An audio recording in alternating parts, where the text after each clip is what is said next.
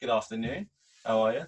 Good, thank you. How are you doing? I am not too bad. Real quick before we get Good. into it, it'll be just to introduce yourself, people watching. That'll be lovely. Yeah, my name is Ella. I run a artist management and development company called 321 Artists. So kind of just deal with emerging artists come to me if they need extra support or need information about certain topics that they might not know that much about, and we work with them through from like the very basics through to releasing music, through to preparing their assets and organizing things, and just generally helping them develop as artists, which is quite exciting. That is awesome. But that was like a clean, sweet description as well. That was That great. was good. Just Bish like bash bosh just in there. Yeah. sorted. And you mentioned all that, and obviously I was going to mention it as we go on as well. But real Yeah. quick, because I'm wondering, like, for the artists that you've assisted or ones that you've perhaps seen at our shows, like, how have you managed to link up with us at Juicebox, and how did we cross paths in a way? I'm wondering. Yeah, I mean, so I grew up in Hertfordshire, and Yeah. there's not too much going on in terms of live music Yeah. and promoters who are out there kind of giving artists a chance. So Juicebox have always kind of been at the forefront of what I've done, like locally. Mm. I mean, I started working with a band called Blushes Yeah. in 2017, I think it was. And Juicebox have were always so supportive of them, always offering them really high quality shows, really good support slots that they knew were appropriate for the genre. There's nothing worse than a promoter who Yeah. like puts you on a gig and none of the bands or the artists on the lineup make any sense. Mm-hmm. And I always find Juicebox really make an effort to make sure all the genres fit and they all work really well together and the night flows really nice, rather than having like have a rap artist to an indie artist to Yeah. so but yeah, so it's been quite a while that Juicebox has kind of been Oh. at the forefront of what I've been doing, which is really nice, and watching it grow as well as them watching me grow and my artist and my little business. Like, it's really nice how everyone Yeah. kind of works together, especially like in the local scene as well. Fantastic. Yeah. I mean, like, it's great to, I always say it's a lot on the show, but it's been such a fundamental theme throughout what we've been going through recently. Like, empowerment is Mm, so important from anyone's point of view mm-hmm. in the industry, just to like actually motivate. And the key part there being critique if need be as well. Not like be Yeah. horrible, but No, like no, just no, like no, you yeah. have to be honest sometimes. Like, so I'm wondering, like, Mm, not only for your artists and who you talk to, but also just for yourself and as like the role you have. How do you mm. go about that empowerment? Like, what do you focus on? Is there things you always like? Do you have like a checklist in your mind, or like what sort of services do you offer at all for those sort of people? Yeah, I think it's really difficult for artists, especially knowing what to focus on, Mm, where to kind of base their time, because a lot of the artists that I work with have day jobs. They have yeah, other responsibilities. They might be like in still in education. So I think for them it's about, well, where can I focus most of my time that's going to be beneficial. yeah, So I think time management is something that comes up a lot when I speak to artists, and I think along with that, organization and how they can have kind of like the right methods to make things as quick as possible for them. I think that's yeah, something that's really like crops up quite a lot in like what I do. And I think a lot of artists just look for direction. I think a lot of artists are kind of expected to know everything straight yeah, away. And because there's so many opportunities out there for artists, and a lot of the time promoters can only take, four yeah, bands per show, there's not many opportunities out there. So you kind of have to be the best of the best. So I think for artists, it's about being able to have the opportunity to learn and to mm, find that information in order for them to help them to be chosen for these opportunities by getting the knowledge. So I think it's about finding the resources and kind of providing the resources as well. And I think yeah. I try to do that. I know Juicebox do a lot around that as well. That's right. Yeah, Um, but I think in terms of like the services I offer, I kind of do a lot on one-to-one consultancies with artists. So I'll yeah, kind of spend an hour or a couple of hours just on the phone with them and be like, look, what is it you're struggling with? What can I help you with? What are yeah, you not sure about? So we do that quite a lot, making portfolios for artists and making sure that their assets are as high quality as possible. is really important. That's kind of the first thing that like a promoter will see, and that could be the difference between having one band or not having a band play, or things like even like your tech spec. Like if you don't have a tech spec, the promoter's not going to know if they can have you on a show. And it's so crazy how many artists don't have a tech spec or don't have a portfolio. So that's something we do quite a lot of 321 as well. But I think in general 321 is kind of just trying to make lives easy as possible for artists, and then in the Nice. long run that will make the lives easier for promoters and blogs and things like that, who as well as the artists normally, you'll find quite a lot of promoters or bloggers or people like yourself as well have other responsibilities as well. So just need to make life a bit easier for everyone involved, and then all will be dandy. It's really appreciated. It really is. Like, cheers. Like, it's and how like it's hearing you say all that was so cool, because it's like you like again like a 3 course meal. You're just like, okay, bang, like you can just go straight into it regardless if you know them or not. Like I know with the way you stumbled into it with blushes, it was almost like accidental, I feel, Yeah, for you, as you completely. say. Like Yeah, you yeah, weren't yeah. supposed to be here, but now you are, and you're like, No. okay, cool. Like how Yeah.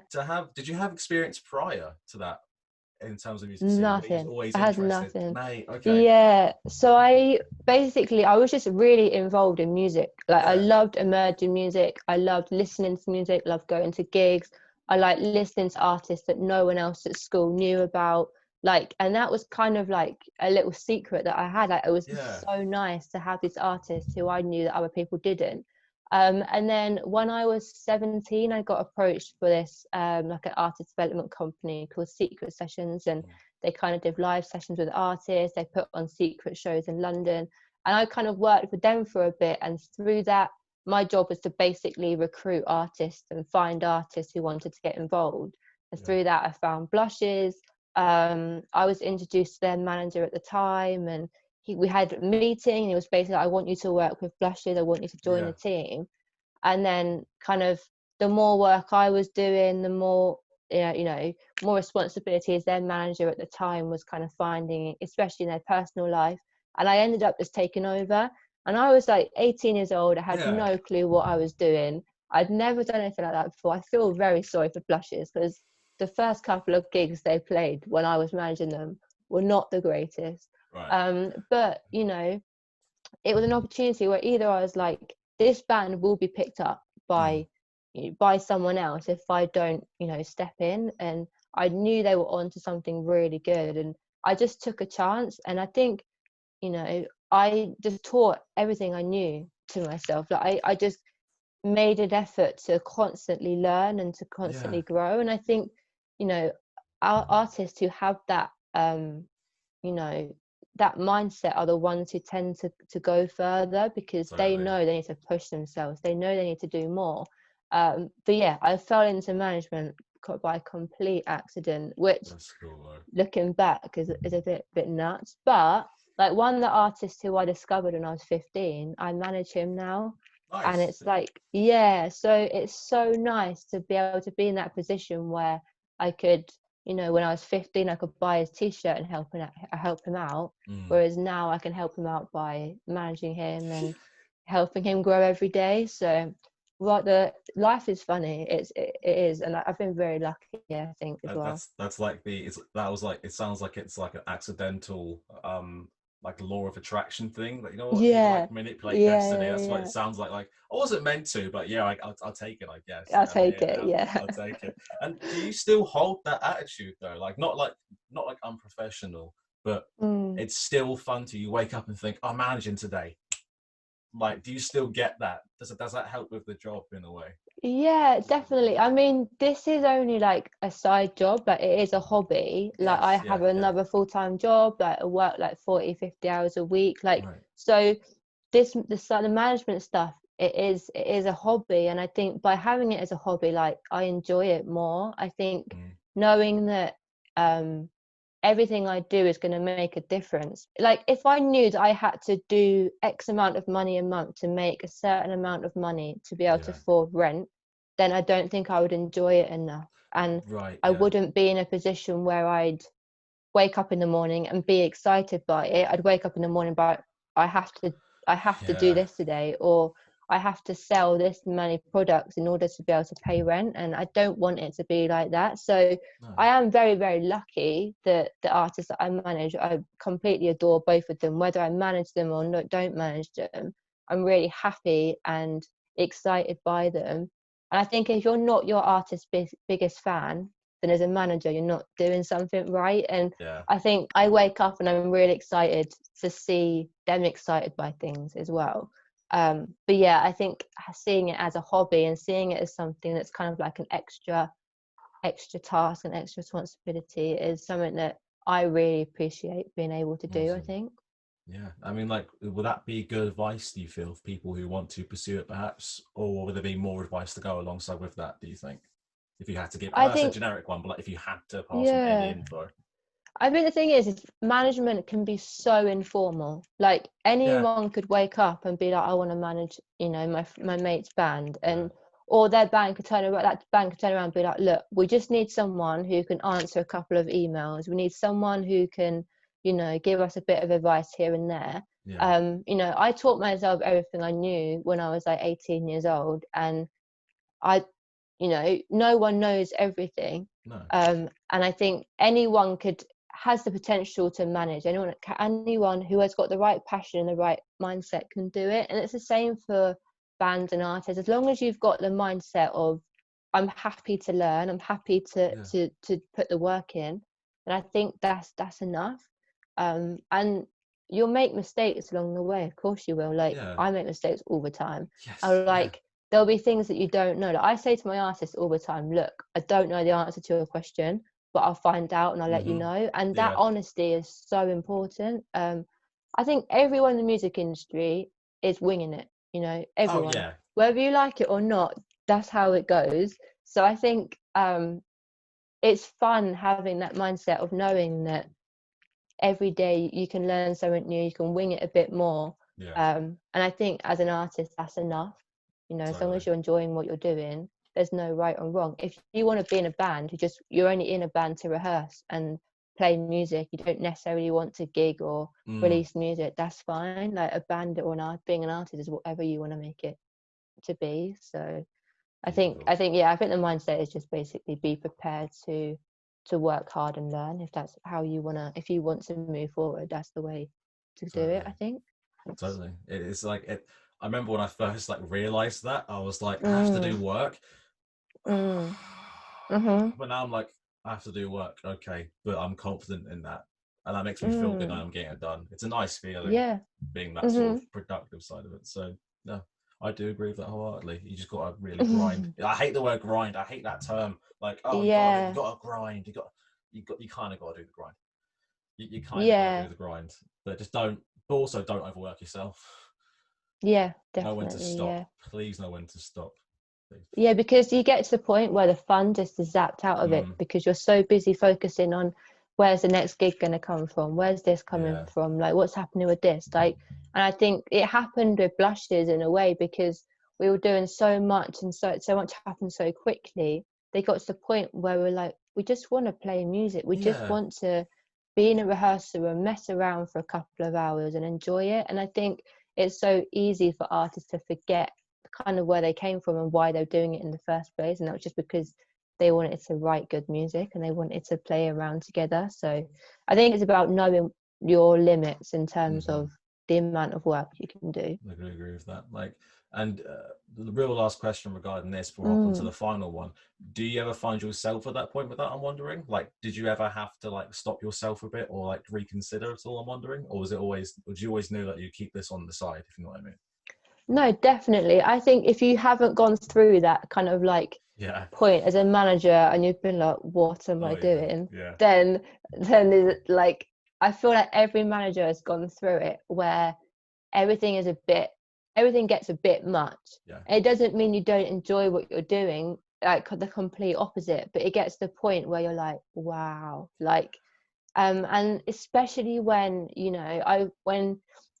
juggle a full-time job, you have to do this, you have to do that, you have to have all your other responsibilities on top of knowing that you've got artists who are kind of looking at you to be like, well, what's happening now, like what we doing Yeah. now. And knowing you got to fit all this stuff in, it can be quite overwhelming, but it's knowing your limit and knowing that, right guys, I'm really busy this week, can you give me a couple of days just to kind of stop? And that has to be there has to be honesty and communication when it comes to management, or otherwise it's not going to work from both parties. Like, if we had a meeting arranged and one of my artists like, look, I'm not feeling it today, like I'm not in the right mindset, I wouldn't make them do it because I want them to be on it. And it's just about knowing where that comes in. But I've definitely had that point where I've been like, I don't know if I can carry on with this anymore. But you always, you get to that point and it makes you realize, okay, what can we kind of draw back a bit more, and then you kind of get back into the flow of it again. But yeah, I think without that honesty and communication with artists and management, it doesn't work. And if you don't feel like you can be open enough like that, then you might need to kind of reconsider the relationship that you have with your manager, because at the end of the day, your manager is there to look after you. And that not only includes your music and everything else around that, it also includes you as a person, and that your mental health is just as important. And I think that's really important as management, and probably not really spoken about enough, to be honest. No, it's fine if you haven't. There's plenty of time to, and like nothing's stopping anyone. I think loads of people are still catching up to it.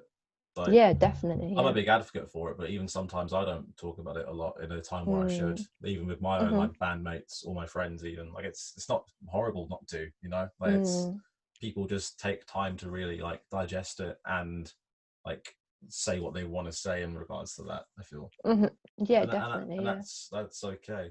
But I guess to sum everything up, that will just be have fun but know your limits, right? That's the golden rule. Yeah, those are the golden rules. Awesome. Right. Real last quick question for oh my gosh, I can't talk. Real last quick question for you before I let you go off. Oh my gosh, word flubber. I've done it. I just done the word flubber. I've done it. Oh my gosh. Okay.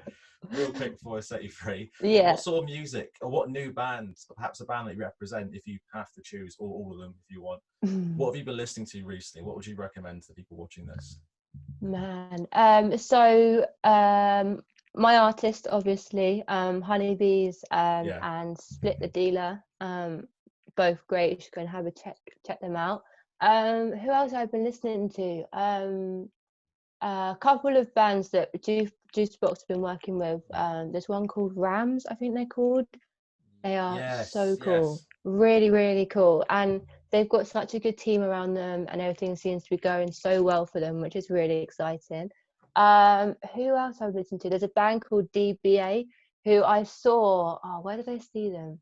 I've seen them a couple of times. They are amazing. They're like, they play as like an 8-piece, but there's 3 of them, and they're quite kind of like urban, but they're amazing.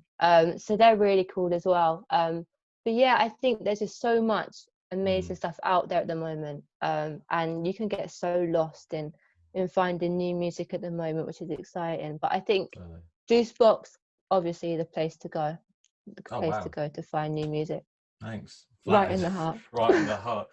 Thank you very much. This has been lovely. You're more than welcome. Thank you very much for having me. Amazing. Thank you very much. Cheers. Take care.